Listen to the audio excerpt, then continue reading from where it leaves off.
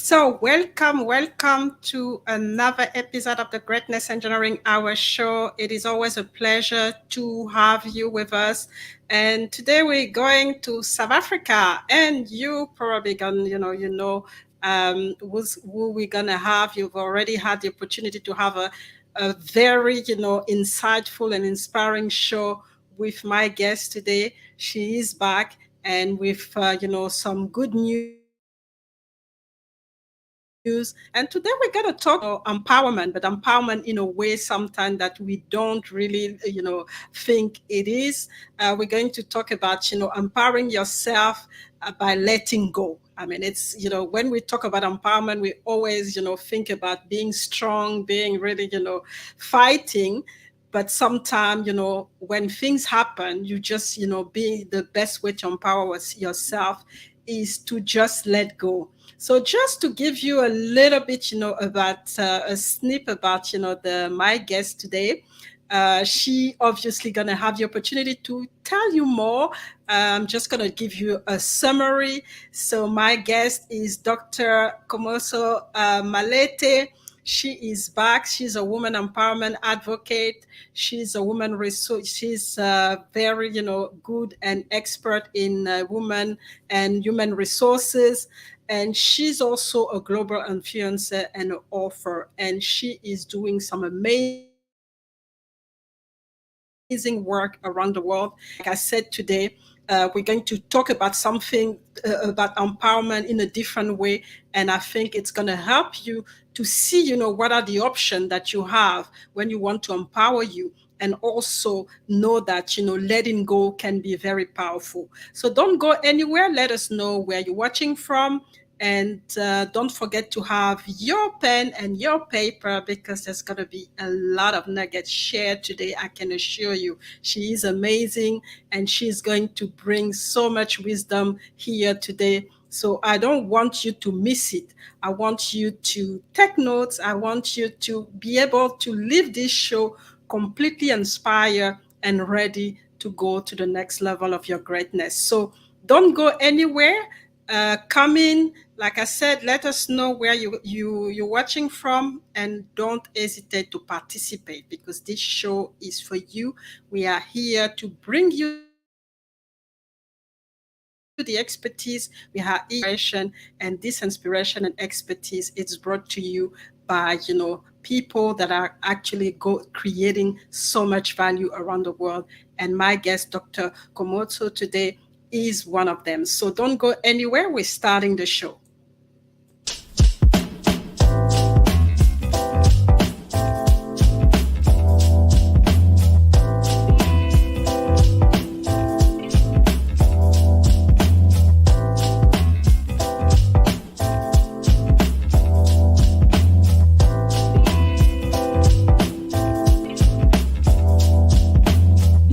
Welcome to another episode of the Greatness Engineering Hour show, the show that is brought to you by the Global Leadership Organization. Real is important is if you just look at the word compassion, when it's behavior, it's something that can be learned, and it is something that we can embody through habits and through our daily actions.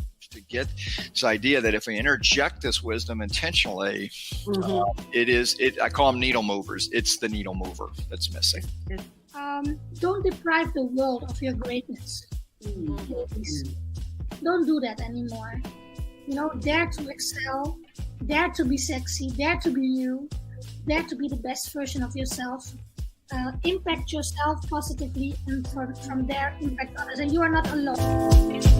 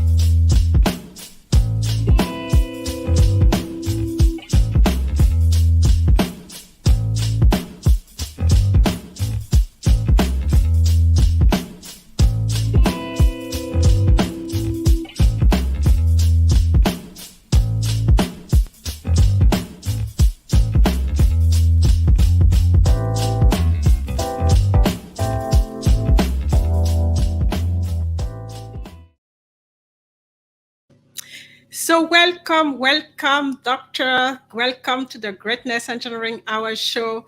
It is always a pleasure to have you with us, and I'm really excited about this conversation because it is a very important topic.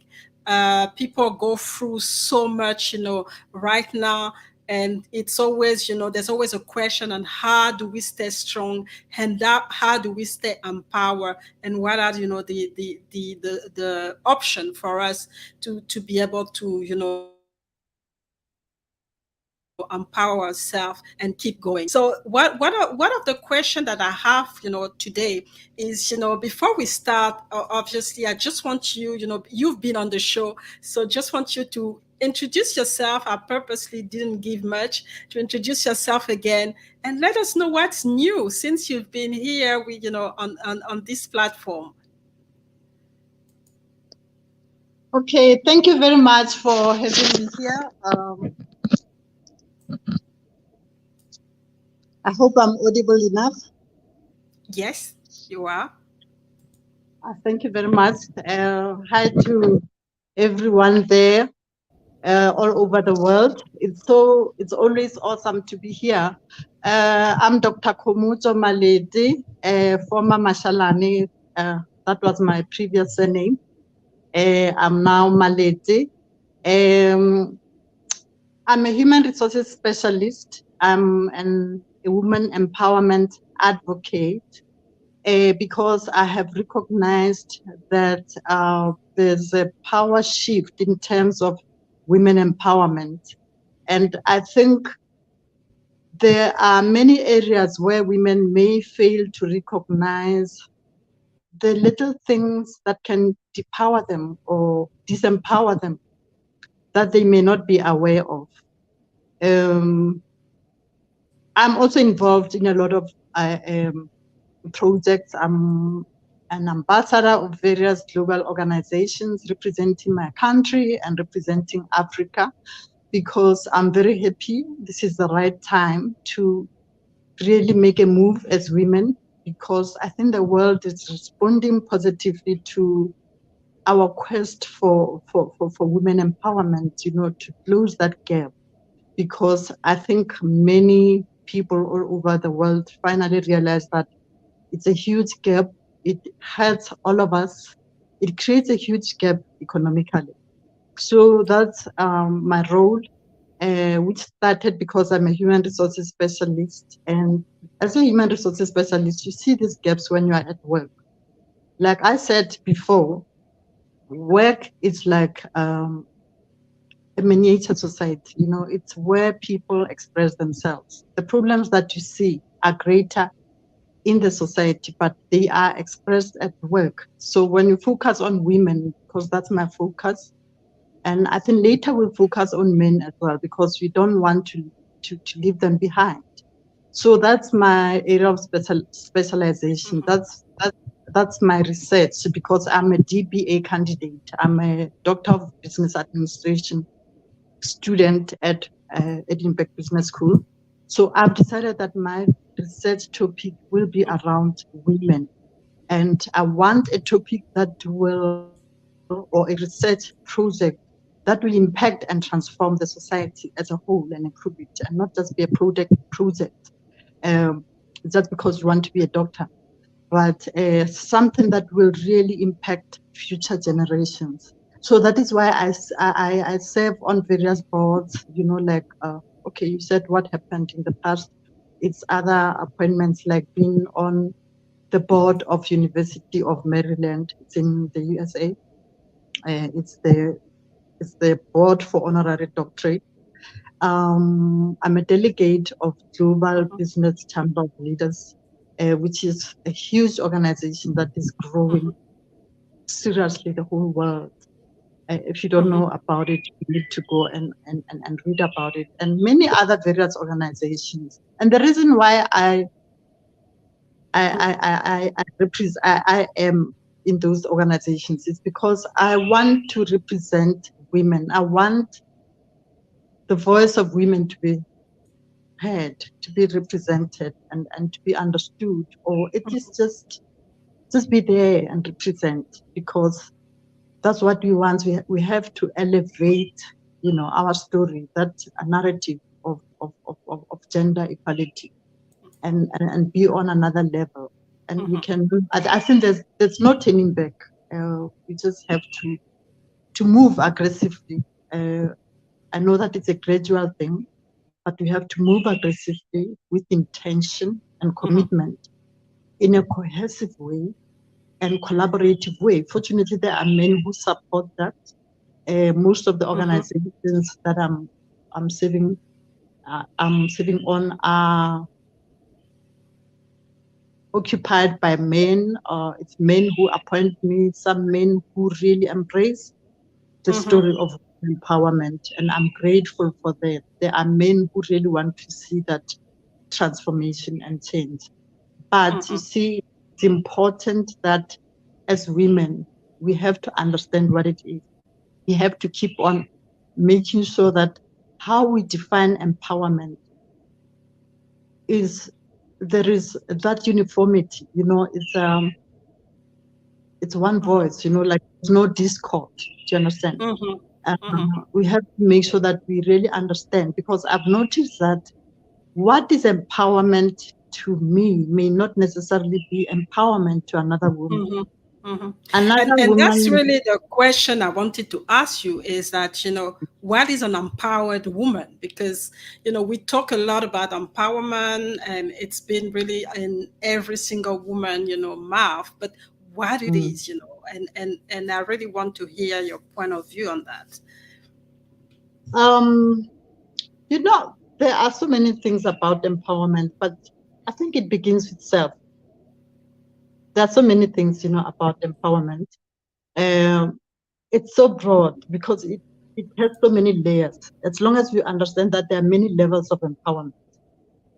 There's the individual layer, there's the organizational layer, there's the community layer, there's the global layer. You are a woman, you're a global woman. You're not just living in isolation, but remember, whoever you are making a difference. Whatever you are doing, you are making a difference, and it's up to you. But when we say it begins with self, as Khomotso, self-talk.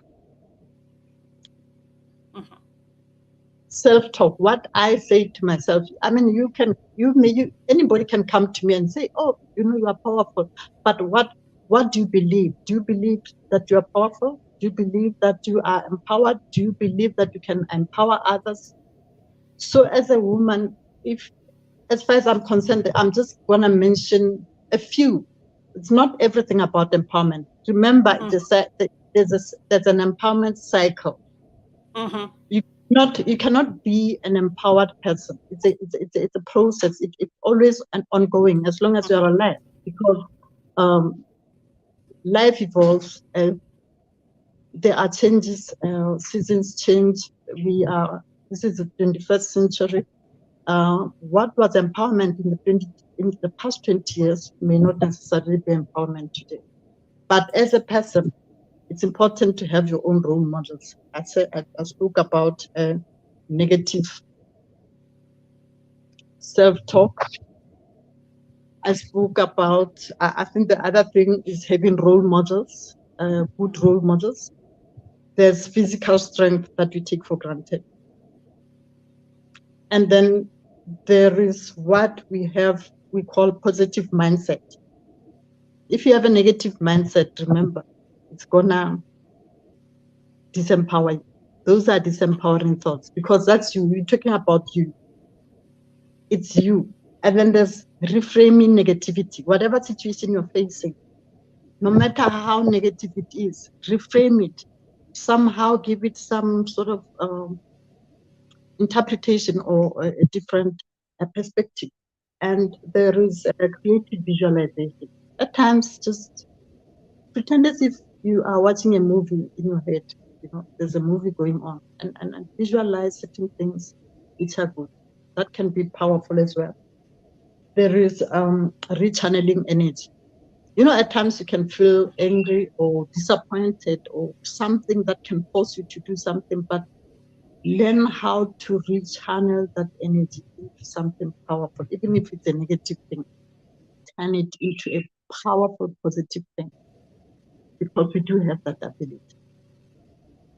It may not be a disadvantage, and transform that into power, and then redefine who you are time and again, and learn the art of alternativism. People don't know that you do have a choice.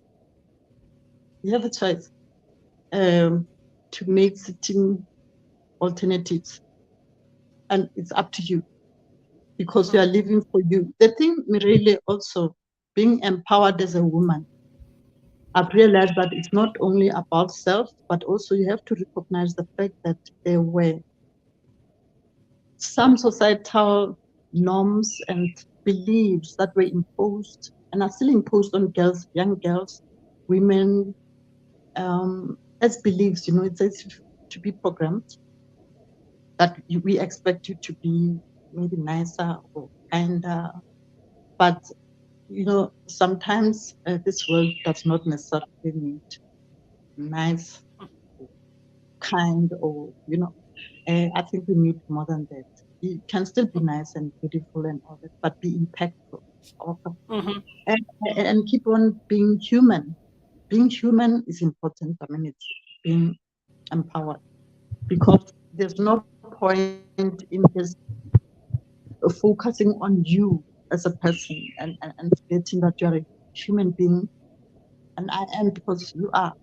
We are all connected, and there are so many things I can say about your personal power and self-belief, and self-talk, and being able to identify outside pressure, because sometimes we are not aware that we are under pressure. We want to, they call it co-option and placation, resist peer pressure, or resist subscriptions or affiliations that are not written. They're not written anywhere, but there's just that belief that as a woman you're supposed to be this, or you're supposed to do that, you're supposed to belong there, but we are no longer there. I think we have to recognize the first thing about being a woman is just to have that awareness of knowing that we are at a point where we are shifting the paradigm. We are shifting. It's the power shifting era. We're sharing that power, and we'll talk about that as well, because and nobody's gonna give it to you, no matter what. Even if it is powerful, but it will not be given to you unless you have that in your heart. And mentoring is also important. It's another way of being empowered. You cannot have all that power on your own. You have to have a mentor. I have mentors, people who are able to look at you objectively, because excuse me, in most cases we think we know everything. I'm okay, I was raised well in a good family. We all believe that our families were good, they did well, we did well, my beliefs are correct, my religion is correct. I think we have to get rid of all those things, because when you have a mentor, they're able to show you things beyond, outside yourself, because sometimes you get so caught up in your own head or your own space, your own thinking, and you want to do things the same way. And I believe that I'm work in progress. Yes, I will be empowered now and then, but it cannot be a process that a final stage. There's no destination. As long as you're still alive, you will still need to empower yourself according to the era in which we exist, because we evolve as people, but the world also changes. So are other nations, and as a person, we need to adapt accordingly, without compromising who you are within us, because that is very, very, very important. Make sure that who you are is aligned to your mental energy, your spirit, your soul, and everything is aligned, because you will not be able to function if that is not the case. And there are just so many other factors that you have to recognize. When we grew up, there were certain things that were imposed. The way in which we are raised as girls At times, parents can disempower you, not knowing. We as parents can disempower our own girls in how we raise them, because we don't recognize that we are actually teaching this person to be empowered when they grow up. So it's subject to own interpretation, but finding meaning in your life is also power. Find meaning in your own life. You have that right to do that. And be yourself, being yourself and being different. There's a reason why you are different. You have to embrace that and accept that and accept who you are and accept your qualities and avoid stereotypes, because to be honest, as women, we have to redefine who we are. I have to redefine who I am as a woman. That's being empowered. That's the process of becoming empowered. The process of empowerment is becoming, always becoming. Now and then you have to redefine, because many people were defined by society and culture, and it may be religion, it may be whatever. There are so many stereotypes. So you have to make sure that as a woman today, you break those stereotypes on your own. And I know people may ask, how do you break those stereotypes on your own? But you can do that on your own in your space. People will just see how you behave or how you act, but it's not about something drastic or negative. But I think where we are, the gender equality issue must really be disruptive. It's a disruption. It must be a disruption. Because if we just become complacent and just be like, take things, we just go with the flow. It can't be like that. We have to be intentional. And I think I'm that woman who is becoming empowered. I'm saying becoming because you can't say I'm empowered, because what has happened between last year and now is so different from the past 4 years or the past years, because it's an ongoing process and you learn certain things. It's a new thing. There are so many layers and levels of empowerment, so you have to recognize all those small things that can depower you. There are people who are depowered by being married. Some were depowered by divorce. Some were depowered by siblings. Some were depowered by their own parents. Some were failed or depowered by societies or communities or churches. There are so many aspects there. That is why I say it's a cycle, something that you cannot just finish. It's we as women must recognize that there will be, every 20 years or every 10 years, we have to review and see where we are as women, how it changes, how it affects the society, where is the society, because now and then we have to make sure that it is aligned to where the world is. But as today's women, we cannot proceed the way we have been doing things in 1930. And I know there's a lot of progress that have been done. But the thing is, the world is moving very fast these days. From an economic point of view, as women, there's a lot that we can do.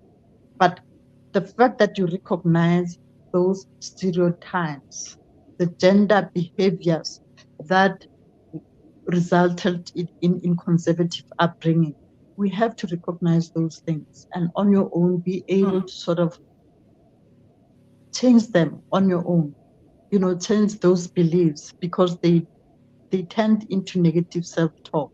You think you are wrong whilst it's not wrong. Do you understand? When I went to the university, I remember my mother telling me, because she asked me, what do you want to be? What do you want to study? I said social work. And then she said, then You will never be married if you want to study social work. And I decided not to study social work because you know what? I wanted to conform, like to that generation. That we wanted to conform to a certain that particular generation, and to carry on. We thought they were passing the baton. But when I look back, I realized that actually I don't think that was right. I shouldn't have done that. But we are also taught to respect our parents. We couldn't question. So that was the education system that time as well, of just banking. Like, yeah, even at school, the method of educating the children or the girls, not only girls, even boys, it's like you are banking. Those people do not have even some sort of autonomy, when it comes to that education. It's like banking and just, do you understand, depositing something. So you have to recognize and unlearn those things so that you become impactful in the current situation. Yeah, to me, it's those types of conditioning young girls that they have to be in a specific way, they have to behave in a specific way, they have to dress in a particular way, they have to behave in a certain way. All those things are, and boys as well. Because we can't be a referee and a player at the same time. At some point, boys will also have to learn how to behave in a gender-sensitive society. They have to be taught, I think that's cool. As a life orientation thing, not as a choice. Because it seems men today do it as a choice because it's a choice, but they don't even know how. But we need to have structures of how we can do that. But the other empowerment, like I said, reflecting, it's important to reflect now and then who you are becoming, what is the impact, who are you in the society. Like I said, there are 4 pillars of empowerment. It's your individuality. Those are the things, the small things. There's so many things there that can disempower you that you may not be aware of. So, recognize those small things and be able to make small changes, because sometimes you don't need to do them. It's your own personal space, it's your intimate space. So it doesn't always come from other people. You need to be ready. That readiness is important, because it's going to depend on these things that I've been mentioning. Your role models, your strength, your positive mindset, reframing negativity, any negative thing, you can reframe it and decide, say, this is a challenge and I'm going to face it. And transforming your power, because you do have that power. So not all power will come from government or other people. You have to know how to generate that within, to have that power within yourself, because we all do. Sometimes we disempower ourselves every day before we sleep or in the morning. What you say to yourself in the morning, that is why there are daily affirmations. What you tell yourself, I'm powerful, I'm beautiful, I have a role to play, I'm alive, I'm impactful, I assist other people, that's empowerment, but it's ongoing. You have to improve it all the time, Yes, you can't say now, yes, I am empowered. When I got my doctorate last year, what it meant to me was, now this is the beginning of hard work. That is why this means I'm going to have to work even harder. It means I'm given a role of working even harder. And also, empowerment comes with responsibility as a woman and hard work. It's a responsibility. But also, empowerment is about other women. It's not going to be, you can't be You can't say I'm empowering myself by disempowering another woman. It will never translate. It will not be sustainable. If you want to sustain it, transfer it, multiply it, let it be a culture. Let other women know that we must empower one another, because it's good for humanity. It's a humanity thing, you see. So there are a lot of things that I do, that I believe that they lead to empowerment. How I talk to myself, it doesn't happen automatically. I don't wake up and just say, I have to have a conversation, with myself, about myself, and redefine myself every day, because it's easy to be disturbed or, by something during the day. You have to center yourself, pull yourself towards yourself, and have a very strong mind, and know that even when, and be careful of what you say, because words have momentum, and don't give bad things a voice, because they will come alive. Make sure that what you put in your mind is very positive. Because as women, we like to do that. When you lose weight, oh, I lost so much weight. I wish my nose was like this. I wish I was like this. It's acceptance of who you are, rediscovering yourself, discover who you are, discover the power within, and accept yourself, and refuse conformity. Just to change because they won't accept me as a friend. We are not here to be friends with people. Friends are good, but let them be good for you. Let them be drawn to who you really are as an authentic person within. And make sure that you are aligned. Your spirit, your soul, your mental state is aligned. Everything is aligned. You are not in conflict with who you are. And make sure that the people that you spend time with do not disturb that harmony within. Who you are can be disturbed by the people that you surround yourself with, because they are not aligned with you. It's going to be disturbed. You're going to have that disturbance within. Because if you allow people to devalue you, or you spend time with people who devalue you, you end up devaluing yourself. And that will make you an accomplice. Yeah, it will make you an accomplice, because you are allowing people to devalue you. So, unfortunately, empowerment is also about shedding. When you lose certain things, allow yourself to lose certain people. It's okay. It means that they were part of your journey for that particular time. But do accept that it means going forward, they are no longer part of this journey. As much as I embrace that chapter or those chapters, they are no longer part of what I'm about to become. So you need that awareness, so that you don't spend time with people who sort of interfere or disturb your journey.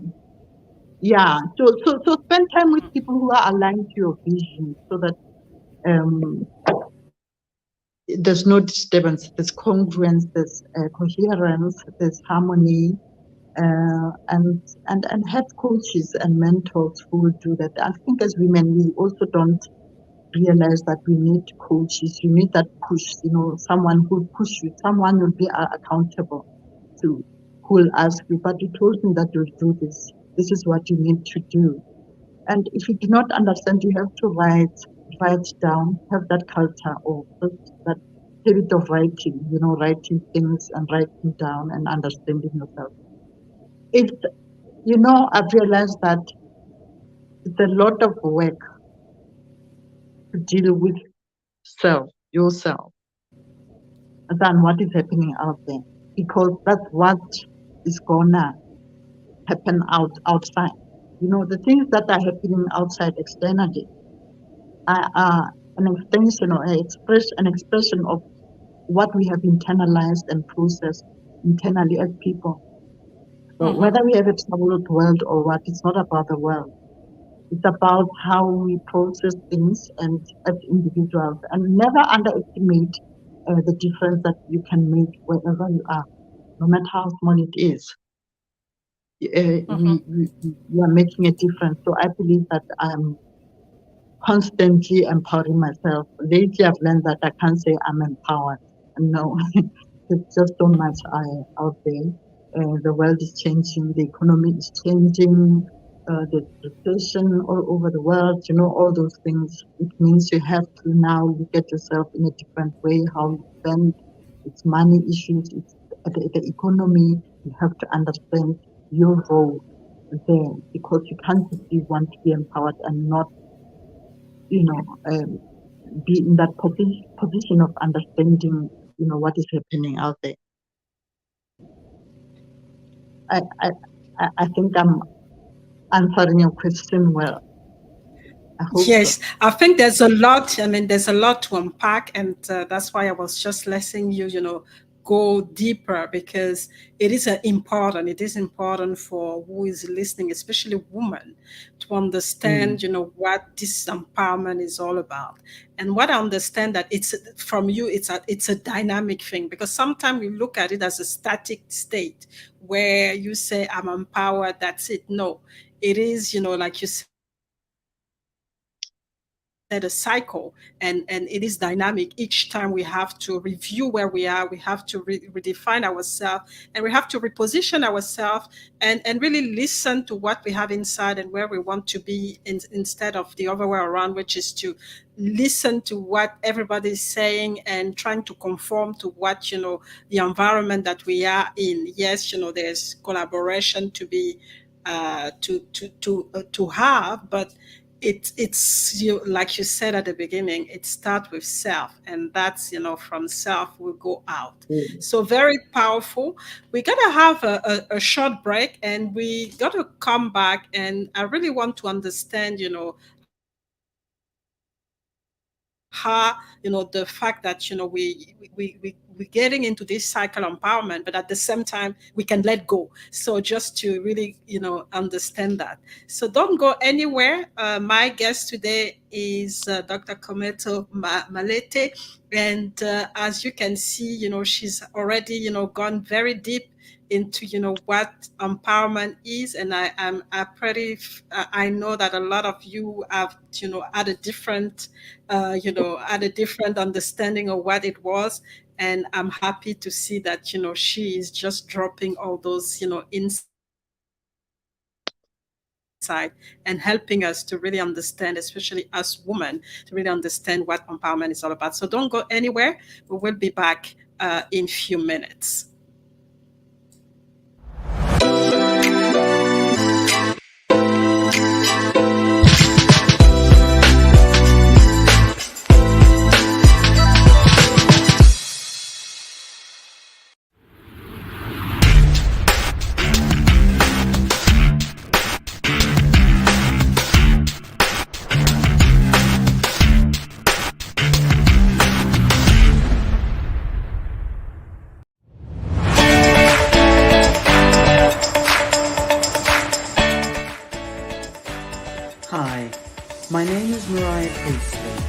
I'm a politician within the United Kingdom and have been a former cabinet member for my region, my city, and also the first African mayoral nominee.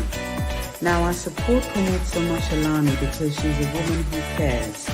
She's very, very open to new ways of working with a range of partners that she also talks about when you listen to her. And also, I believe she gets to the heart of the situation. There's no dancing around the issue. She wants to hit the situations and the problems head on, but in a collaborative way. She's a powerful speaker, softly spoken, with powerful words. Please support her today. Thank you.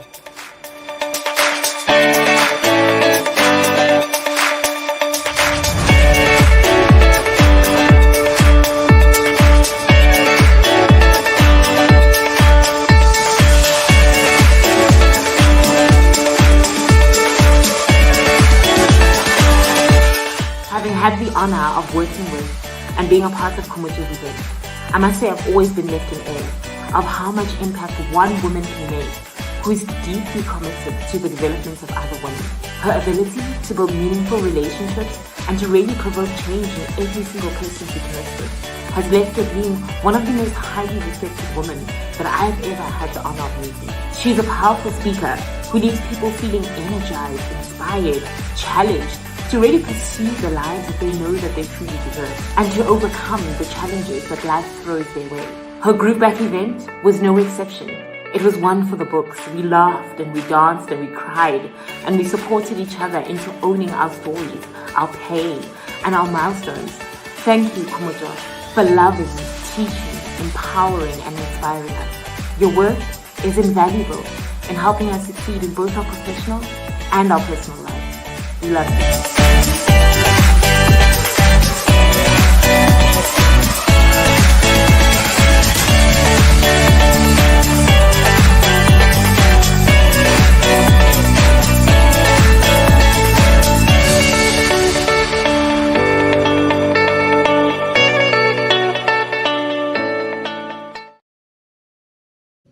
So we are back. We are back with Dr. Khomotso, and she just left now. Just wanted to now talk about because we've talked about the empowerment and what it means to be empowered and the dynamic empowerment, and now I really want to know as a what's the link with empowerment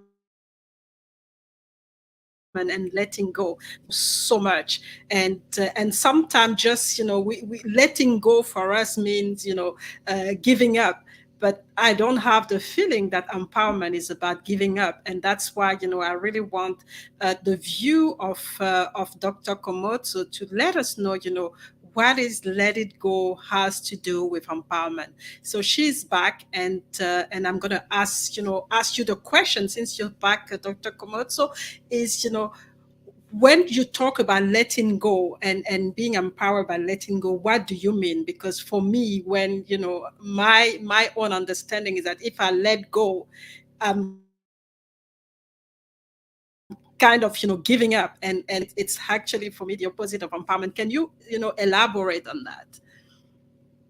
Yes, thank you very much, Mireille. You know what? I spoke about conditioning, that when we were brought up, unfortunately, we were brought up in such a way that we believed that acquiring and accomplishing things is the most important thing. But there's one part that I think was missed, that we have to learn to let go of certain things. You do not necessarily have to hold on to everything that you have acquired or accomplished. Otherwise, it will prevent you from achieving what you're supposed to achieve or becoming what you are supposed to become. I've spoken about becoming. You cannot become if you are holding on to things which are no longer serving you. And I'll go back to the self. It's very important to make sure as a person that you are aligned to your true self.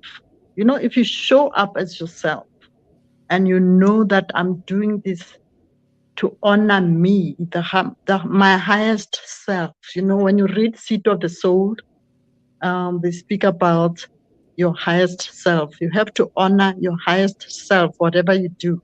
Of course, respecting humanity at large. Mm-hmm. So when I say letting go, is when you realize it's that moment of discovering, self-discovering, and realizing that there are certain things that you have to let go that are no longer aligned to who you want to become, or they are no longer part of your vision, mm-hmm. Because as a person, there's what we call, what is called inventory. You have to do that all the time, even with yourself. That are the people surrounding me or the people around me serving. We are not saying people must serve you, but the people that are close to you, must be aligned to your vision or who you are or your authentic self. Otherwise, it becomes very, it creates a conflict within. And it's very frustrating because it means you have to do things to try to please or to belong to a particular party. I told you about peer pressure and other things, other societal things that were used, to sort of condition women and young girls, who, for example, I'll tell you, some believe that they are nothing when they don't have a man or when they are not married. I meet so many women who keep on saying, you know what, please help me. I'm looking for a man. I don't know how many times.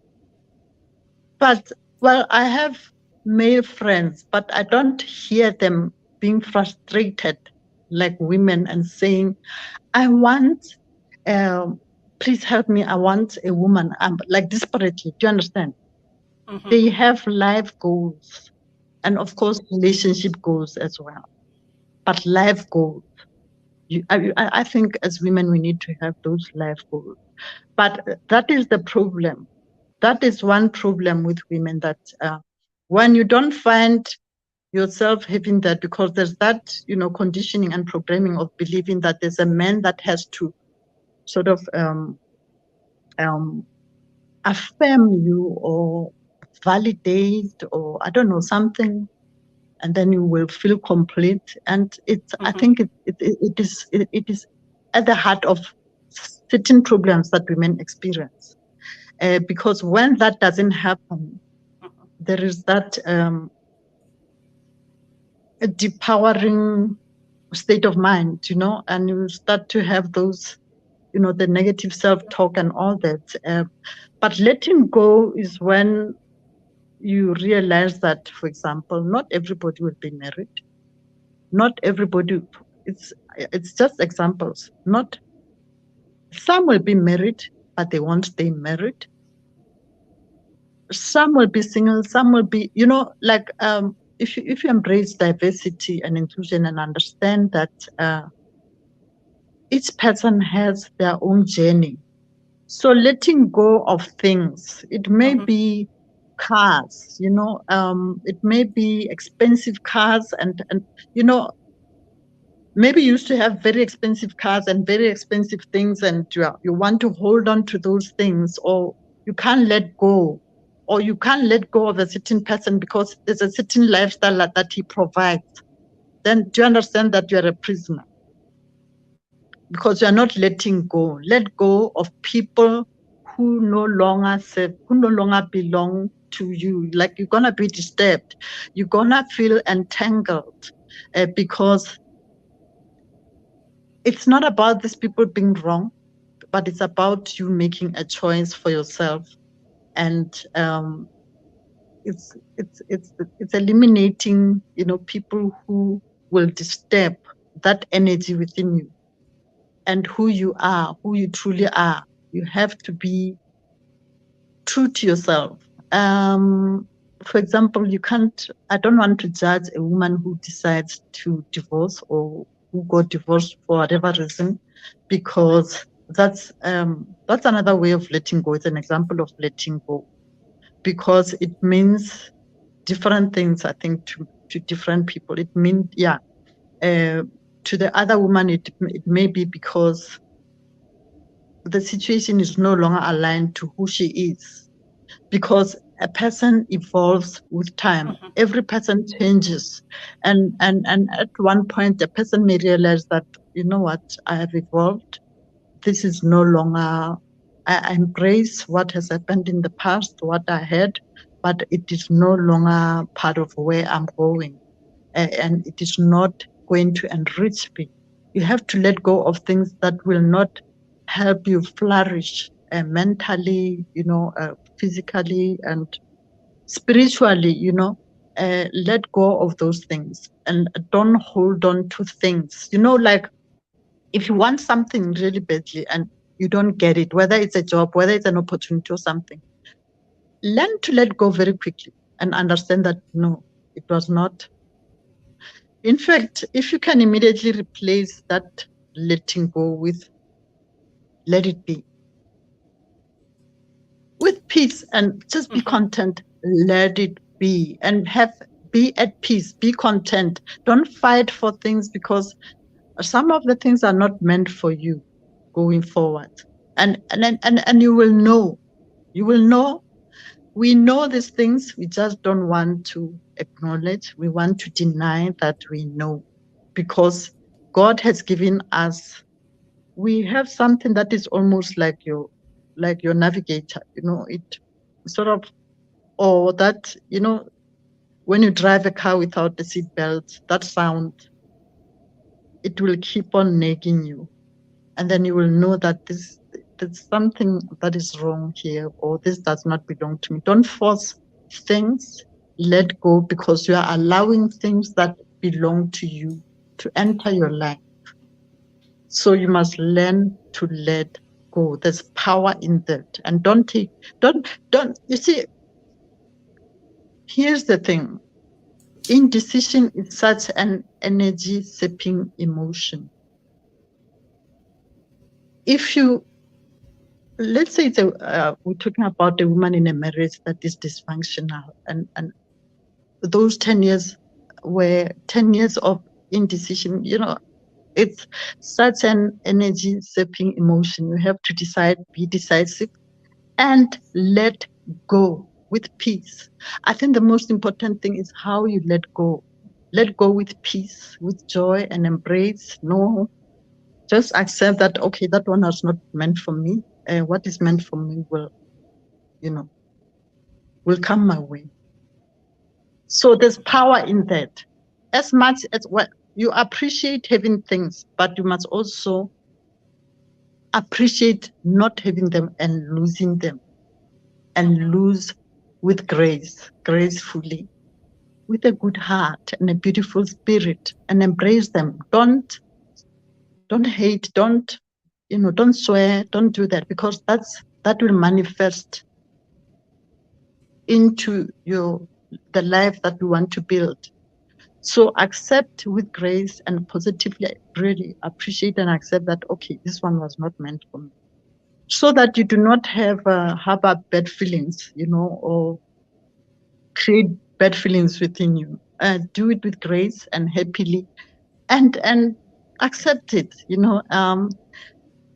Your breakdown sometimes, which you may call breakdown for whatever reason, it doesn't matter whether it's job or losing something, can be your greatest breakthrough. Because most of the time people look at what they have lost or what they lose. They forget that there's a breakthrough waiting for you. But that breakthrough will depend on the steps that you take afterwards, and how you let go. Letting go also has, you have to have a way of letting go. I don't know what examples I can give. If it's a marriage, let go of that marriage with grace and be peaceful. Don't waste your energy on hating. It's unnecessary. It's not serving anyone.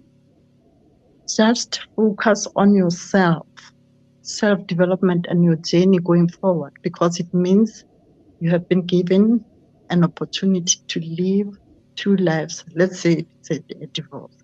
2 lives, that life and the new life. And it means you are now facing a blank page, and then with so many colorful crayons. It's up to you which ones you want to use. Yellow, brown, green, mix it with what, or change with what, or do what. That it's that story of rechanneling energy and changing perspective and redefining things.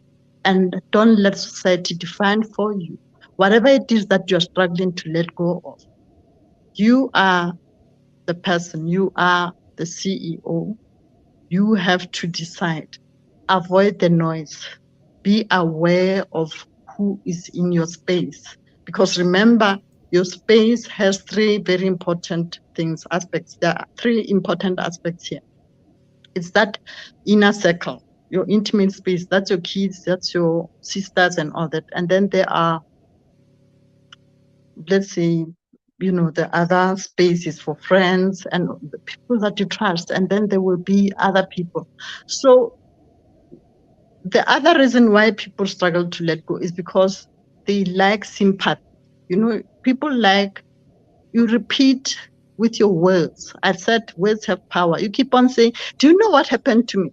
Do you know what he did this time? When people ask you this question, you still want to narrate that. You're not aware that words have power. Words travel, they have momentum, and don't give bad things a voice.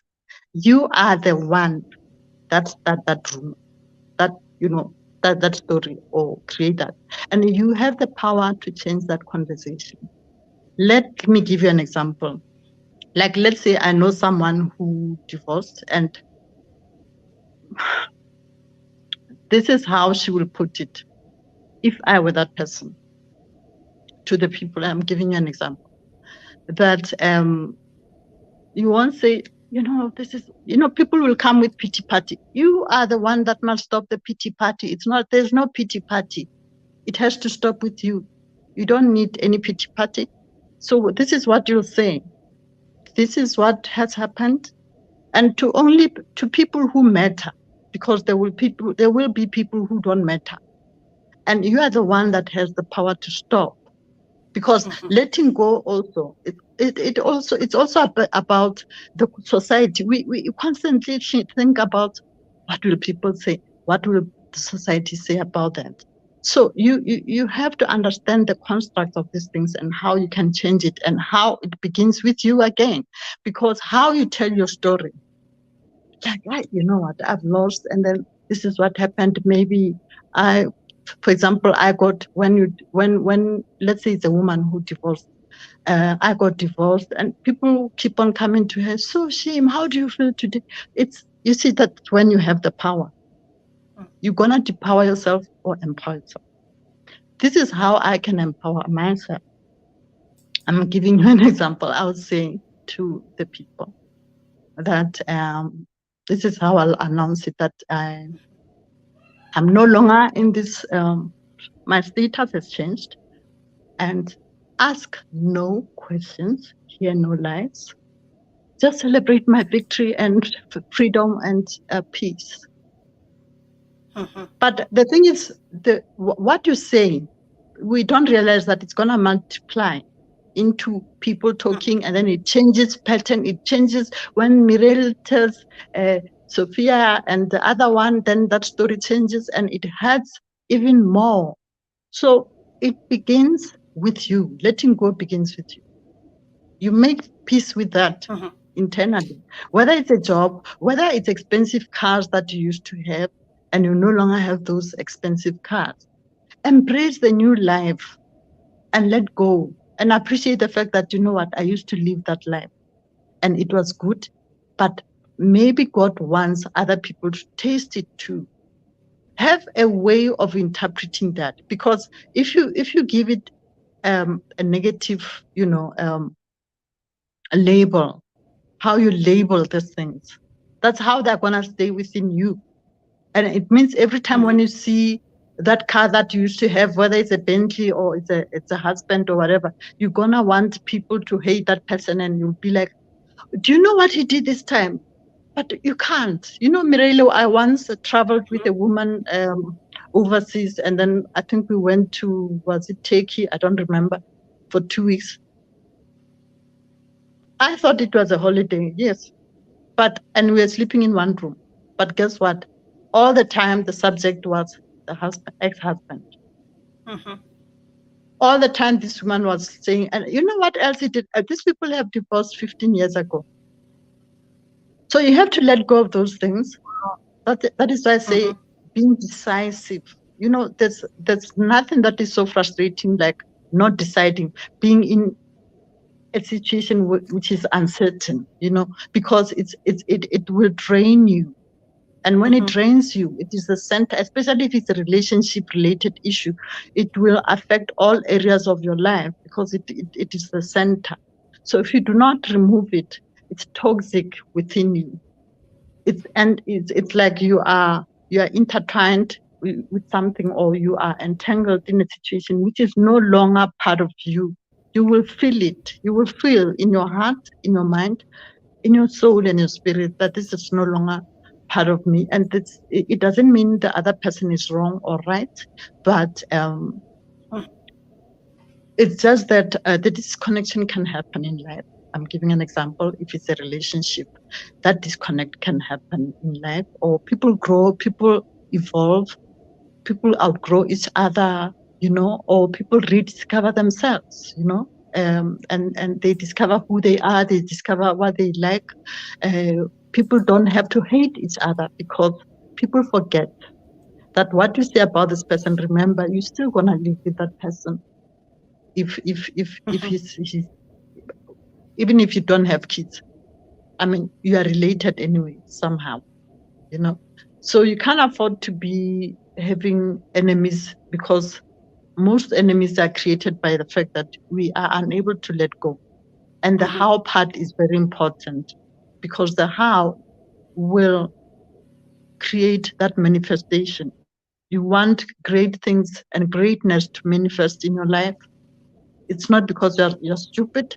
You just have to let go. If that's a person who is no longer part of you, or has decided to go another way, or you have decided, it's not wrong. It's that our society gave us an impression, a certain impression. I don't know who did that, but there's that, programming, that gives you an impression that you have to make certain things work, and people get hurt, at the end. Like if it's a relationship, I'm telling you, Mireille, when people are in a relationship or a marriage that is hurtful, or it's no longer functioning, you are giving your kids a very bad example about love. And you are not authentic to yourself as a woman or as a man. You are not true to yourself, because you have to force that smile, which is not really coming from, that place where it's supposed to come. You always suppressing who you are as a person. And, nothing is as difficult as lying to yourself, or trying to do something that it's not aligned to who you are. It's just it's a tough situation. So I think letting go, people must understand, it's about releasing yourself. You'll feel very good when you learn to accept that, you know what, that one is not meant for you. And that is why people compare. They compare because they think, because I want that. We don't understand that you can't have everything.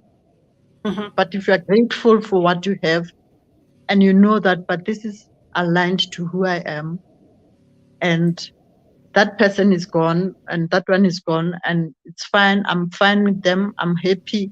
Don't have negative feelings about those people, because don't hate them. Because you see, the problem when you hate someone, you have to drink. If it's poison, you have to taste it before you can give that person.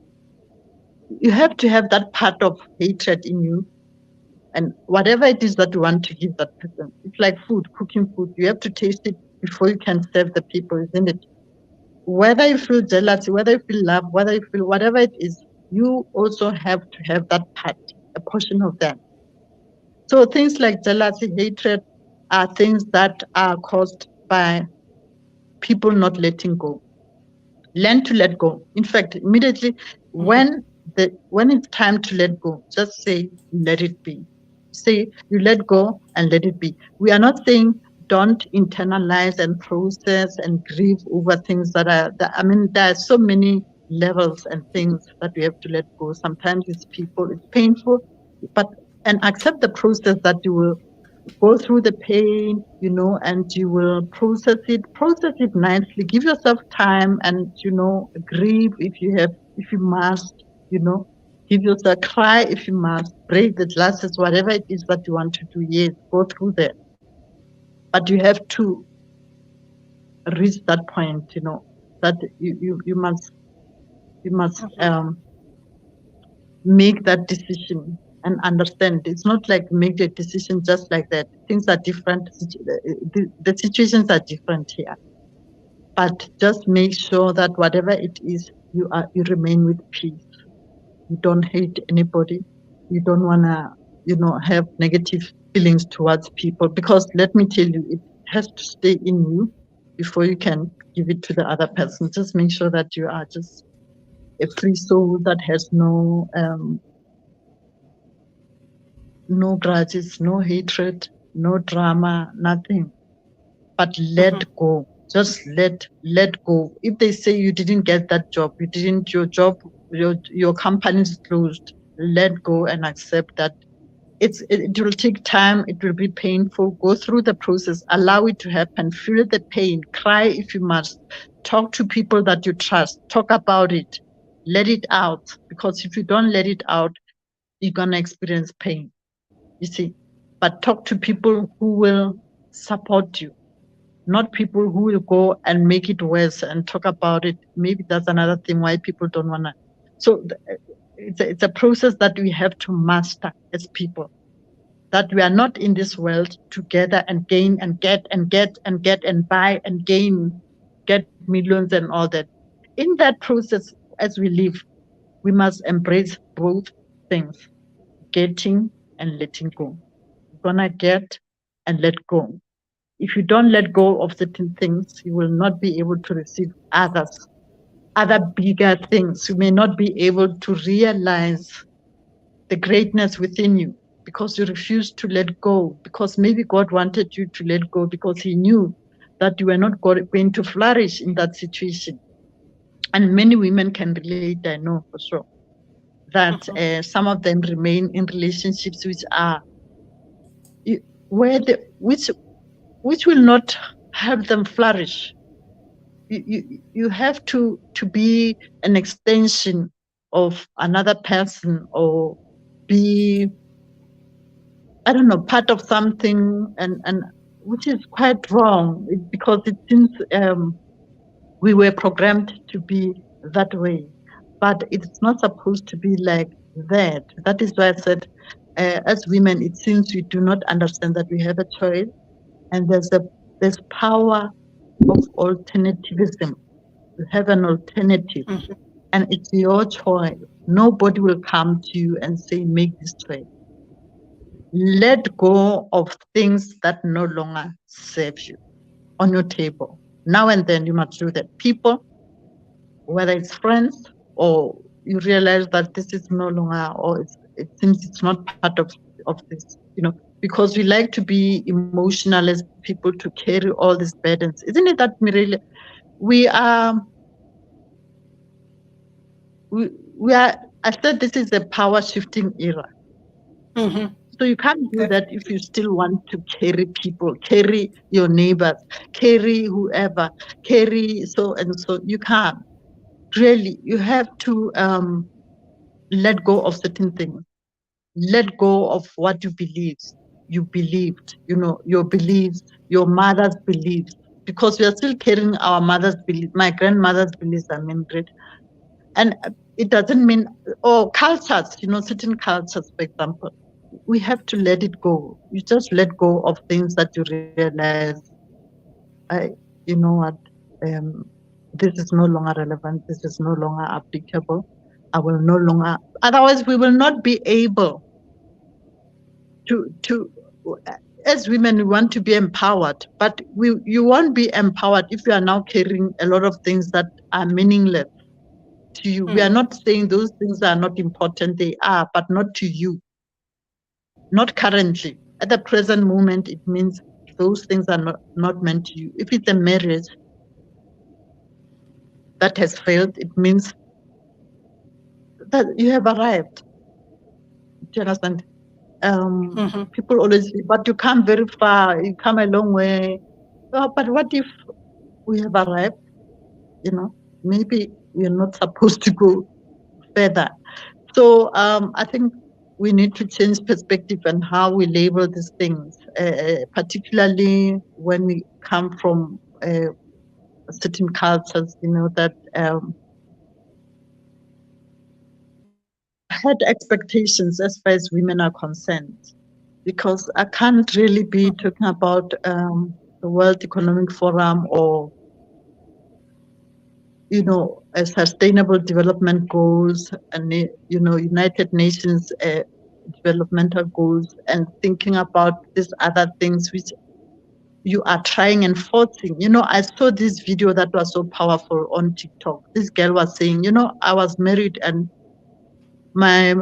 she said her husband used to say, you are very nagging, you are too nagging, you are too nagging. She said after her divorce, she realized that actually she was nagging. She said, but I realized that, and why was I nagging? Why must you nag someone? So, isn't it that this person must do it voluntarily?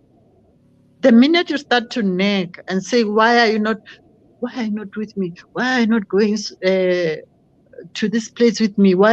Then why are you even having that conversation? Do you understand? You just have to let go and understand, no, this is going to be a waste of my time. This is really going to waste my time. You'd rather maybe study something, maybe economics or something, and finish and do a PhD with something. You are not there to analyze people or something. So, but as women, we have this thing of holding on, even to our children, we know so many things, relatives, we want to carry things, just carry, no matter how hard they are. What can I do? I'm a woman, I have to. No, as women now, we must let go of certain things that are not practical. Learn about things that are practical to you and let go. If you are married to a man and at some point, whether this was a childhood sweetheart or something, let go. And I know that things like divorce, it's an awful thing, but you can use it as a breakthrough. A breakdown can be a breakthrough. Remember, an end is the beginning of something. An end is the beginning of something. That's what happened to me last year when my marriage ended. I decided that it's the beginning of something. And that's how I processed things. And I separated things. I knew that this is a part of a marriage that is ending, and that has to end. I knew. I always, because you don't wake up and say, today it's the end of the marriage. No, it's a gradual thing that can take 10 years.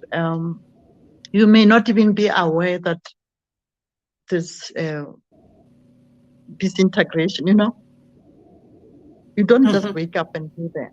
But one day you're going to recognize yourself. You're going to look for yourself. You're going to start looking for yourself and say, I can't find me. The minute you feel like you have disappeared somewhere and you can't even feel yourself anymore, something is not right. You won't flourish in that environment. You have to look for yourself and find yourself. If you can't find yourself in that marriage and your vision is not very clear and there's something that you want, you can see, but you see that I can't achieve it in this kind of environment, you let go. You must let go and understand that there are things that come to an end, and it's okay. But you go forward. But that's how you do it is very important. You do it with grace. Don't go and talk about that person that is then no. Or try to throw this person under the bus. No. That's what I did. That's what happened to me, Mirele. That is why my surname is Malete. That's my maiden surname. No longer Mashalane, but I still value the surname. I lived a good life. I was married to a very good man, a generous man, a very good father, a great father. But you see, our, what can I say? Our destinations in life are different. Sometimes we evolve as people, and your dreams change, and you transform. And when you have transformed, you have to make certain decisions that suit you and your children. You don't want to be a bad example for your children. You don't have to make things work if they don't work, and you don't hate the person. The man I was married to is still my friend. We were friends before we got married, and then I turned it into friendship after our divorce. Yes, we're still friends. You can still call me and say, Khomotso, I have a problem with my car. I can call him and say, hey, this is what happened, and so on and so on. Because it is not necessary to fight certain things, and it's about, that is why I say letting go. Let go. If you don't have that feeling anymore, or you feel like, I don't know, man, this thing is no longer aligned to who I am. I don't know. I want to discover more about myself. And it seems I will not be able to discover me within this environment. I will not flourish the way in which I want to flourish within this environment. You let go. And letting go was a two-way thing. It's not like one person. But I say the disintegration of a marriage doesn't happen overnight. You don't just wake up and say, hey, listen, you're going to see it especially when you're outside. Now that I'm outside, I can see objectively that this was a great decision, because this was missing, this started to miss, this was no longer there, and it's to the benefit of everyone, both of you. So you let go, you release the person. It's an awful thing. You process it, go through it, internalize it. You're gonna feel bad because you don't go into a marriage hoping that it will fail, or you're hoping that you will grow together, isn't it? You'll grow old together. So my way of letting go helped me a lot, because at the same time, there are things that I did globally that I never thought I'd be able to do because of releasing. I released, and I was able to differentiate. That is why this man is still my friend. That this man is not necessarily a bad man. It's just that our journey, this is our journey. It's his journey. It's my journey. My sense of self-worth is very strong. Yeah, and even my values, so you have to check constantly if this thing is still functional. And I don't want to take a long time deciding. I'm very decisive. But anyway, you see, if a marriage was a good marriage, you're gonna see very quickly if there's something wrong. Fortunately, you see that this is no longer working. It seems, but I think as women, we disempower ourselves by, we love lies. You listen to things, you lie to yourself, or there's a denial of some sort, and denial can be chronic, and there's that bonding again. You want to bond with something which is familiar because you're used to that, but it's not good. You need to break it so that you can discover your breakthrough. And a relationship is the center of your life, of your heart, or your life. If there's trouble there, or even if it's not trouble, but it does not, do you understand? If you feel like you want to grow, but you feel like it's holding you back, And it's not because the other person is a bad person. Do you understand? It's because disconnects happen. Unfortunately, a relationship of a marriage is not like a colleague and your boss, or it has to have certain elements. So even in a relationship or a marriage, you need to measure it constantly. You don't want to be in a marriage that will disempower you, and that's empowerment again. There are marriages that disempower women, and women don't realize it, unfortunately. You have to be in a marriage that will accommodate who you want to become. You're becoming. So, in my case, I recognized my becoming, and I realized that I will not be able to flourish, in this area. But it was not my own decision. It happened naturally, if there's a disconnect, you can see. I mean, if it was a great marriage, you see the disconnect. And immediately when you see the disconnect, you have to act. You can't say, no, things will change. What do you mean? Do you understand? And we that's where we like to waste time as women. I've decided to give this example of my marriage. Remember, I said I won't mention it, but now I think it's important for other women.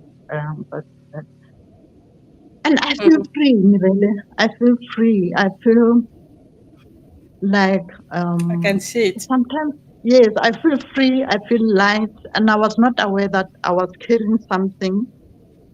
I was not aware all along, maybe the past 10 years, that that disintegration it's like a puzzle.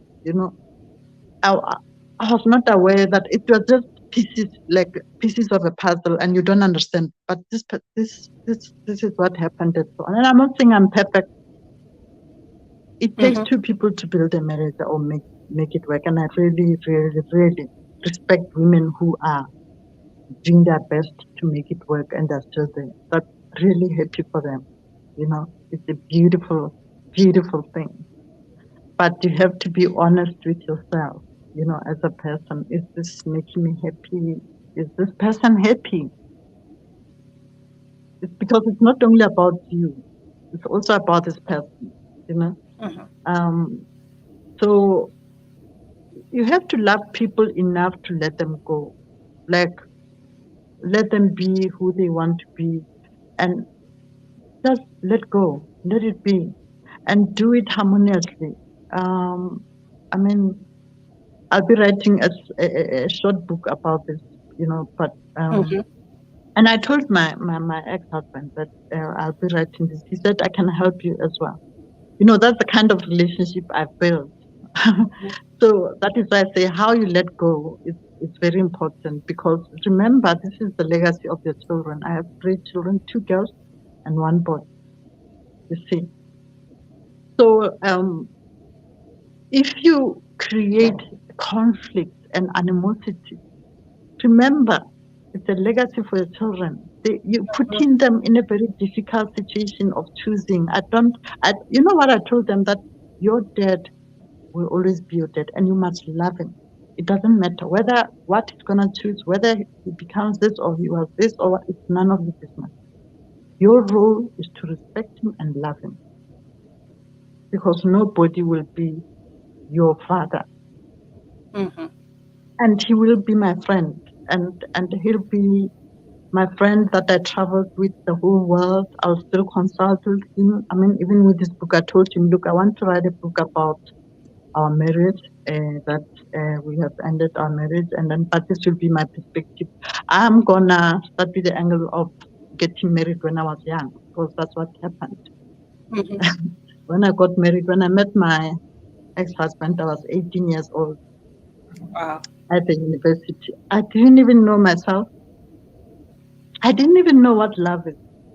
I just saw this man, and then my friend told me that this guy gets very high marks. Sorry, disruption. Very high marks in accounting and economics, and you're, you're 18 years old, and that's your measure of a good man. And I said, he's gonna marry me. And when we carried on, we had like cars, expensive houses, and all that. And that was, I realized when I was outside, but that I was actually using a wrong yardstick to measure the outcomes of my marriage. In fact, I didn't even measure. The fact that the fridge was full, there's a Jaguar, there's a Mercedes Benz, there's a big house, 2 holidays, whatever it is, what every year, life goes on. Mm-hmm. But I was not aware that when I got married, I was young. At some point, you're gonna look for that young woman. Mm-hmm. You're gonna look for that Khomotso. Those stages that you jumped, or the inner you. There'll be that yearning, to feel you. You feel like you disappear. I know that there are cars, there's a Jaguar, there's Mercedes Benz, everything, but I'm disappearing. It's like I'm suffocating. I don't know why. I want to feel me. Mm-hmm. So, and I don't know why I'm no longer aligned. My soul is no longer aligned to my spirit, and it's just something that is not. That is why I say your instinct will tell you when something is going to happen. I don't know if other people experience that as well. And yes, it happened, and you don't really feel that pain when it happens. You do, but when you look back, you realize that the signs were there.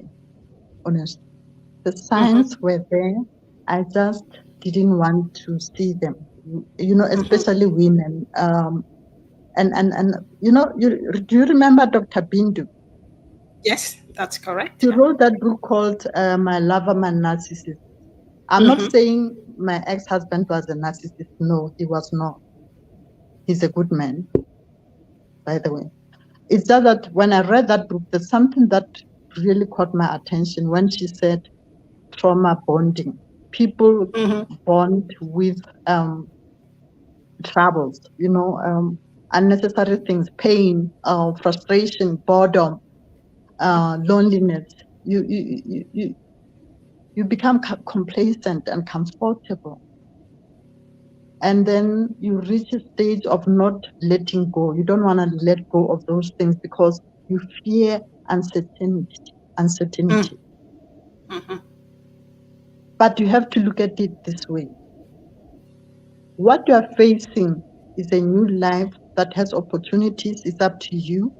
And healing takes time. And healing needs energy. You need energy. You need to have a structure. Even when you are going through divorce, have some sort of structure about yourself. You're going to be depressed, but try to write down and have a plan and separate issues. There's that man that you are divorcing with, but there's this man also who's a good man. He's a human being. Treat him like a human being and respect, but let go. Let go. And with grace, and you talk nicely. I'm not saying I didn't go through phases of, like, what is it? You feel resentment or you feel but like, sometimes we don't tap into the higher self, our higher self.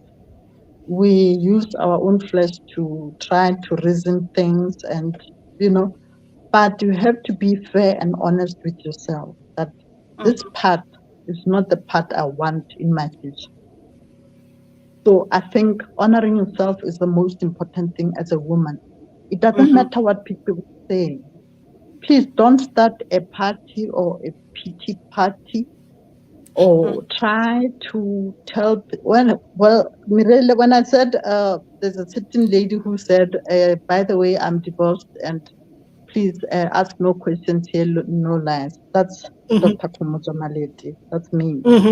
I sent my friends a message because I didn't know how to tell them. I knew that they were going to start with prayers and everything. People wanted to pray. I said, guys, can you not pray for things that I don't want? Please, let's not abuse God. Let's not abuse God. God cannot really activate a marriage that is not functioning. Please. Can we be honest, Mirela? And I'm a believer, I'm a Christian. So they wanted to do that. So what I did, it was simple. That is why I was saying how you let go, how you tell people will help you to let go. Because if you start a story and conversations that are unnecessary, he was like this, that's not going to end. They're going to really, get they will involved. help you with that pity party. It's So what gonna I be a did, nightmare. I just sent a message. I said, hi ladies, I'm no longer Mrs. Khomotso Masalani. And it was, by the way, I'm just letting you know that I'm no longer Mrs. Khomotso Masalani. I'm now Dr. Khomotso Malete. Ask no questions, hear no lies. Just celebrate my victory, my peace, and my freedom. And they laughed and they said, and I said, please don't call me and ask me questions. Because I stopped a lot of conversations. There were people who wanted to come here and pray. Others said, we want to have meetings. No, I said, no. You know, there are certain situations that don't need third parties. Those third parties will not be there when you're in the bedroom. No, please, let's not abuse prayers and abuse God. You know, you are human, you are clever, you're intelligent, smart woman. You know when something is no longer functioning, you know. And I think that's part of the culture, and that's where the culture sometimes can be very difficult to overcome, because for them, you have to stay, even if there are problems, even if it's difficult, because that's what the society expect from you. That's what we are. They teach us in certain cultures that whatever happened, you have to salvage. Yes. Salvage your marriage, and even disempower yourself to fit and make this thing look like it works, because Exactly. from the outside people say that it works, but inside it's another story. So I think, and that's why I think it's difficult for people sometimes to take those decisions, like, because you talked about being decisive and let go. Sometimes it's difficult because this external pressure is so much that you're lost, you're afraid, because you living from, like we say, a safe environment, and you want to go to expand, but outside it's not safe as well, because people judge you, so you're sandwiched in between. Exactly. And you know what I've experienced, Mireille, is that what we fear, it's more the external part. We don't fear. The fear originates from what will people say. You know what I did? I silenced people. There were people who are friends. Some of them, I had to let some of them go. That if your friendship means this to me, then I don't think I understood friendship till this period. Because some wanted to interfere, and you know what they do? They go out there and spread wrong rumors, and it's all. You don't want that, because you want to leave your partner with grace. You want to do it in a graceful way. You still have a journey with him. Look at us. We're gonna share writing that book together. One day you'll be interviewing both of us. I think he will also have his part of. I don't even know what his part of the story is, but it's so funny. Like, I still cook for him. I do, because you know why? I allowed myself to let go. That's why I don't have hatred. I don't have any negativity, because it was going to affect all areas of my life. I wanted things to manifest positively for me. I don't cook for him because I'm stupid or because I want him. No, because he's a human being. Remember, you have to recognize the fact that this man is a human being. I once loved this person. He's the father of my children. At the end of the day, I want to treat people in a decent way. And I'm not saying I didn't go through stages. There were stages where I didn't even want to look at him. Like he wouldn't even utter a sentence. But I had to enjoy that process and get to that place of sitting down and we had Christmas together with our kids. And yeah, because we also understood that when you go through divorce, well, it has ended. Our divorce was finalized in October. You have to take your kids gradually and yourselves. Be kind to yourselves. They are used to a family unit. You can't just disconnect and be angry and now start. No, you do it in a decent way gradually, because they are used to mom and dad being happy with each other. You can't now start and be angry. No, we don't do that. I learned the hard way. I went through that phase of feeling that, why am I even bothering myself? But I realized that there's still value in this. There are still other things that you can learn from me.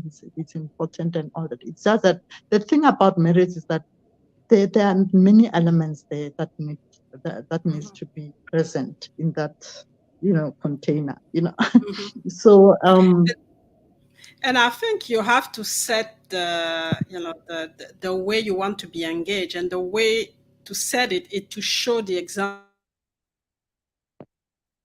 yourself. Because if you respect, then you're going to get respect back as well. So if you show disrespect, then you're also going to get the disrespect. So I think that's where it's important for, whatever we go through or whatever we have to let go is about us, really. It's really about us. It's really about us, William, because what you do, it's gonna backfire. It's gonna, what you want the other person to drink, or what you feed the other person. You have to taste it. I don't want that. Look at me. I'm glowing. I'm happy. My heart is free because I've learned to let go freely. And I'm able to help him where he needs help or something like that, It is not difficult for me. It is not necessary for me to go around telling people, do you know what he did? No, really. How is that going to help? Because it means you're still a prisoner. You are a prisoner. You just have to let this person go and understand that and embrace the part of life that you enjoyed with that person. What a waste of, it's not a waste of time.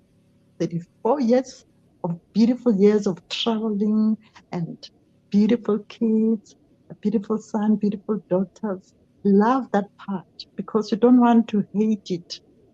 Why do you want to hate? Put hate, like have hatred and all that. Love it, but understand that going forward, this is not me. I think it's about self-mastery.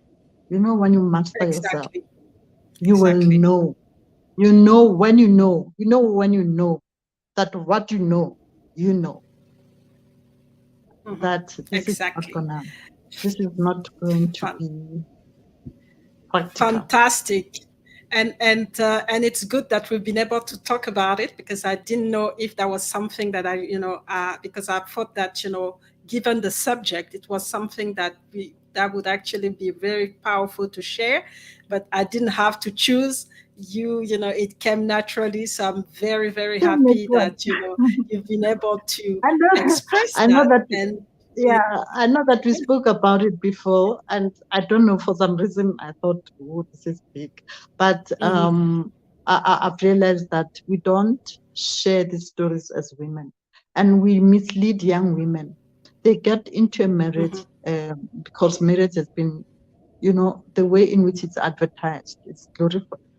let me not say verified. It's a beautiful thing, but we don't tell them about these kids. These young girls get into a marriage because they think about the color scheme, the photos, I want pink and lilac, whatever. But we don't tell them about, that sacrifices that need to be made. There's perseverance, there's all that, all those qualities you need to know the person. You need to understand the culture from which this person comes from. We are not saying yours is the best or which one is the best. No, we are not there. It's just that people were raised differently. It's gonna catch up with you at some point in a marriage because it means you differ at a fundamental level. I have a quotation that I had put on my door and it reminded me. It says, but it's something like, I don't see it now. It's something like, if the roots of a tree are weak, then it has a lot of fruits. It will topple itself when the first storm comes. Something like that. It will fall down. So the roots, and the thing is, we don't think about those things when we get married. It's like, when I see that guy, he's so, like, he plays soccer and, all those things, he knows accounting. But you don't sit down and compare the families. Like, how did he grow up? Do you understand those things? Like, it's basically having the value aligned, it's really about, knowing the values. Because those are fundamental issues. Because you see, Mirele, how you raise those kids as well, your kids, will differ because that one was raised differently and you were raised differently. And you get surprised why you constantly on each other's throats when you raise those kids or when you do things. That is why I differ with people who say we divorced because she wanted to put a table on that and a table. Can we look at the bigger picture? It's not about who is wrong. It's about what is wrong. What is wrong in my case is that, well, I was young. I didn't know. I wasn't told that you need to compare, even the cultures. It doesn't matter whether you are Mopedi, you can be two Bedis or two Tswanas. It doesn't matter where you come from. But I have realized that we don't know how people were raised. And that doesn't mean that one is wrong, was raised in a wrong manner. Yours was correct. Maybe mine was not correct. I don't know. Do you understand? As parents, we are only doing our best. We are not giving manuals. And marriage does not have a manual, unfortunately. You are not given a manual to be a good husband. You are just trying your best, even with motherhood, or parenting. So it's important to let go when that time comes. Unlike when you nag, why did you return? You came at 10 o'clock. Even yesterday, you see, when you start such conversations, be honest and real with yourself. That I think something is going on, and have that power of reading or understanding nonverbal language. And even when someone writes you a message, have that power of being able, have that ability to read what is not written. That's what I do. When someone writes me a message, especially when I'm able to read what this person didn't write. There's something I'm missing. You are saying this, but I get this energy and feeling that there is something else. You see those things. We see those things. We see them. We see those red flags until they become. You don't want to hate. You don't want to be with a person until you hate this person. People end up doing things. You don't want that. You still want to be friends and say, hey, we go out for coffee. Hey, can we go out for coffee? And we sit down. We talk. We just return to being friends again because we were friends before. I realize that it's not necessary. And I think this is important to share with other people that, fighting and all these things really are just, it's something that you can control. It's just a strength of mind, it's pride, it's ego. Ego is something that can get in the way, but you can control it. You just have to be above and be. But it was not easy. You have to be the bigger person. It is not easy to arrive to that place. It's about letting go. And then when you start, then the other person will follow and see that, but this person is not even fighting. She's not talking, not going around and talking and all that. At times you feel like a stupid, or maybe am I? But I think in order for you to set an example as a leader, because I was considering that as well, that I'm a leader, I can't afford really to have an enemy out there, especially somebody who knows me that much, somebody who so much for me and for my kids. But I have to be, as much as, we have achieved that, it doesn't mean you have to force issues. You have to be true to yourself. Even when somebody buys you a Bentley and say, here's a Bentley, be true to yourself and say, but you know what? That's not what I feel inside, to be honest. Just be honest with yourself.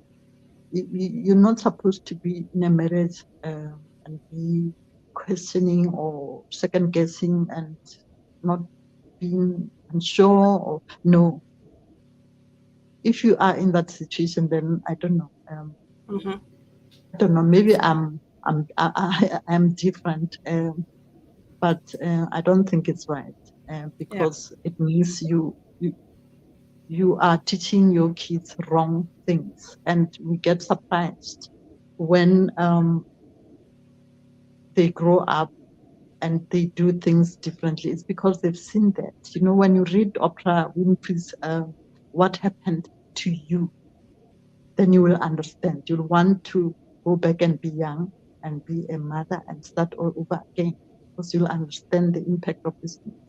And when you read Dr. Bindi's book as well, that people think, oh, I want to be here. Maybe you just bonding with that boredom or the familiarity, the being complacent or being. And there are people who are living exciting lives, great marriages. I love it. I just love it. It's exciting. I see them. I encourage them. But you don't really have to feel diminished. Don't diminish yourself as a woman, because that is why I said, that's how you can empower yourself, by letting go. Because after that decision, after that agreement, that's when certain things started to happen for me. When I signed my divorce papers, the following day I got an email. I got my doctorate. You saw so many awards, the impact, the global impact, all the things that I did. I never thought in my life that I would be able to do those things, because there was a release. I unleashed that potential by letting go. And letting go is harsh, because it's as if you're just, no, you don't. It was like a process that was very difficult, because it's something that from the known to the unknown. But you see, you have to look at it as a Gestalt theory? Some of the parts. You don't understand when that happens. Even when that disintegration happens, you don't know, you don't see it, you just find yourself asking yourself questions, and some things make sense, some don't. You don't know that you are in it. But when you're outside, you realize, oh God, I mean, this 10 years or whatever, it's been like, I don't know, it's something that you can't even explain. No, that's not healthy. It's not good. You can't flourish as a person. You can't be creative if you are battling this thing, or you are trying to show people that, look at me, I'm still in this. No, you see, the other thing that disempowers us as women is we try to show society that we are still complying with that programming. You programmed us this way that we must be like this. So I'm still complying. So really, I have liberated myself even before these norms of the society and cultural things. I think it's because of my father, the way in which he raised us. He taught us self-belief as girls, that you're enough. You really don't need validation. He's not a hard person, but we just have that, and you don't see anything wrong as long as you are right, you are authentic, you are honest. You're not hurting anyone, and you did it gradually. It happened gradually. You didn't choose it. You didn't, but it's the truth, and you must own it. But I don't have to go to the stadium and publish and try to tell people and explain. No. Yeah. That this is what he did. It's not about that. It's not about that. You'll just know. You will know that this is not gonna. It's not gonna work. And it's between two people. The details are between two people. But this person is still your friend. You cherish this person. He's the father of your beautiful children, a good father. But let go. When you let go, you are empowering yourself. You are empowering yourself. You are creating space for great things, greatness within you to prevail. Yes. Fantastic. It is definitely, very empowering, and I just gonna read some of the comment. Pat has been watching. Pat is based in South Africa as well. She just been following, and one of the things is like, what you said, the longer you hold on to the baggage, the heavier it becomes. And she also mentioned, she took, what you said, the power of alternative, that women have alternative. They shouldn't get stuck into, trying to fix, in the case of, divorce. And also, to be honest with yourself. And that's something that you mentioned, is that, it's important that we women are honest with ourselves, because we really tend to try to carry everyone, try to fix things, and in the process we forget about ourselves. We don't even know who we are, and we're just pretending to make our families or our friends or anybody in our environment happy, and that's not what it's all about. And also she's really appreciate you sharing authentically your experience, because it's not everyone is sharing, and that's that's the beauty and the power of this show, where people come and really share and really inspire, because I think it's really an inspiring story, is that after having a relationship for a long time, starting when you were young, you can be really scared to change this dynamic, and yet you find yourself, and you took the decision, and you decided to let go, and that's very powerful. So we're going to have our last break, and I'm going to ask you to give me your last word in short, because this show I've gone far from the hour that we've planned, but let's still have the last word that you want to leave the audience with. But before, we'll have first our last commercial.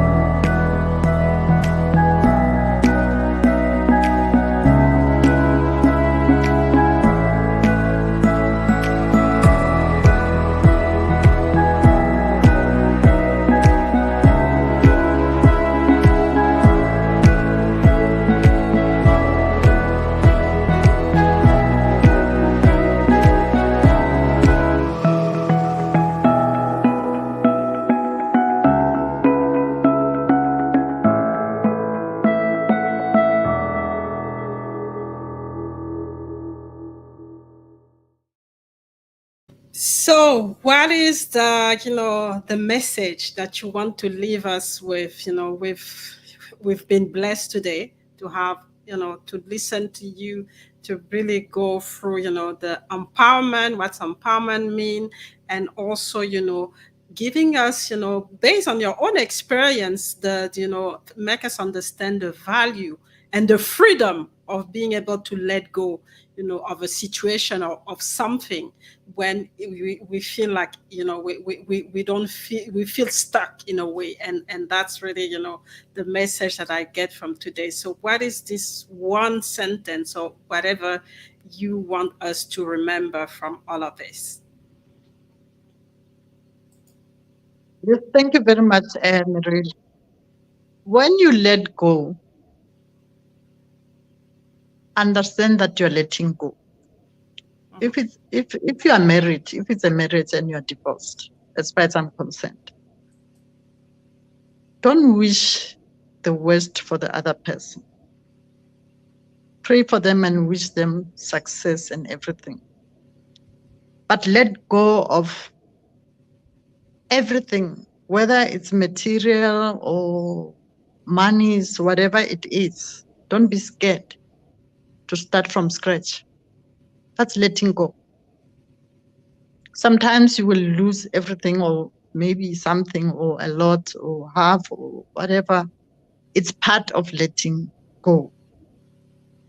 And then you start where you're supposed to start. But don't be afraid of the future, because it's a new beginning. But you have to work hard for that new beginning, and it's up to you. It's not going to be up to other people or the society. You are not going to let that same society that you defined to sort of give you prescription or the tools of going forward. But you also need coaches and mentors that will help you. It's important. But when you let go, make sure that you are no longer attached to that part, and you move on and face your future with courage and discipline and hard work. Fantastic, With fantastic. a good heart, no remorse, no resentment. Make sure that you don't have resentment. Mhm. Just go forward. You can't drive a car facing backwards, drive. Just go forward. Move with speed, and unpack yourself again, and redesign your life. You are reinventing. God has given you the opportunity to live different lives, and just redesign and reinvent and create a beautiful masterpiece. Fantastic. And I think we need that right now because there's a lot happening. It might not be a divorce. It might be, there was the pandemic. There might be, people who lost their job. They have to start from, from scratch. People who lost everything from, we see what's happening in Turkey and in Syria. You lose everything. So you have to, at some point, if you're still alive, just, keep moving. You're not going back. Learn, take the lessons, and really start with a blank page and with all the tools that you have. And if you can rally people who are going to be able to help you to go to the next stage and really continue to be positive. And in a case of a relationship, let go with love. Don't don't hold any grudges. Just start fresh and really go forward. So it's always about being dynamic in a way, and not going back, but going forward and keeping moving instead of stopping, and really stopping at this station and resassing everything that has happened, and really destroying yourself, as you said, and destroying said, getting those into yourself, and at the end of the day, it's gonna break you. So thank you so much, Sister Dr. Khomotso, for another very inspiring conversation.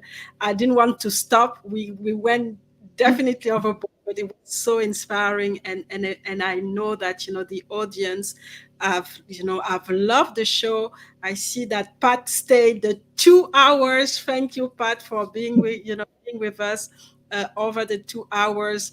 And she's saying, Grace show as always here, keep inspiring. I will give this one to Dr. Khomotso. She came with the inspiration and grace, this platform with so much, and we learned so much from her.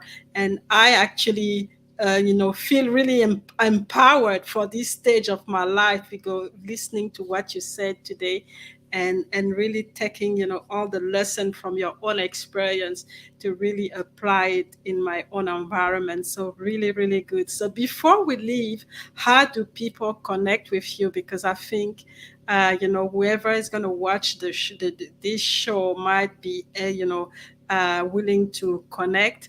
I have a friend who connected here from the UK, Namitasha Wallace. She had to go, but she really, after the replay, so she might be someone that you want to connect with. So let us know how we can connect with you.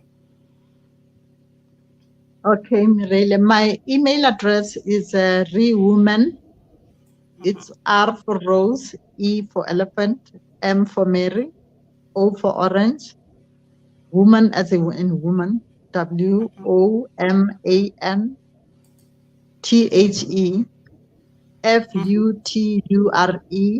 @gmail.com.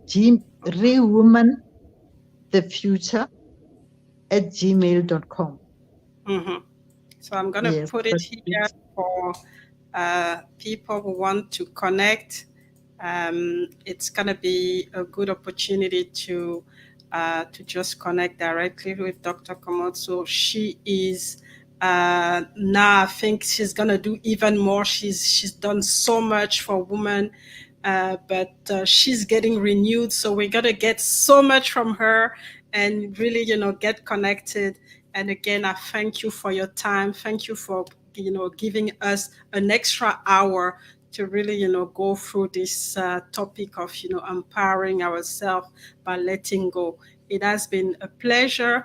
And I know that you're going to be back, because I know you're doing so much. And, I'm quite, impatient to see the next chapter, how you rewrite, you write your future, the next chapter of your life, after letting go of whatever you had to let go, and now starting blank with new colors, with everything, to be able to, to continue to create a positive impact in the life of others. So thank you for those who have, been able to stay with us. Thank you, Pat, for being with us. I'm gonna have also to thank Nami. Nami, thank you for tuning in at the beginning, and the replay will be available. I'll connect later with you. And thank you, Anne watching from France, for being here with us as well. So until the next episode, I wish you all the best, and stay all blessed. Next week, we're going to the US. It's going to be a Friday show, and we are going to talk about. I'm having a former model, and she's going to talk about, the problem of inclusion as a Black model in the international modeling scene. So it's going to be another, I think, very inspiring episode. So make sure you join us, and make sure you come and get inspired. And don't forget, please share. Don't keep this for you. Share. This episode is so rich.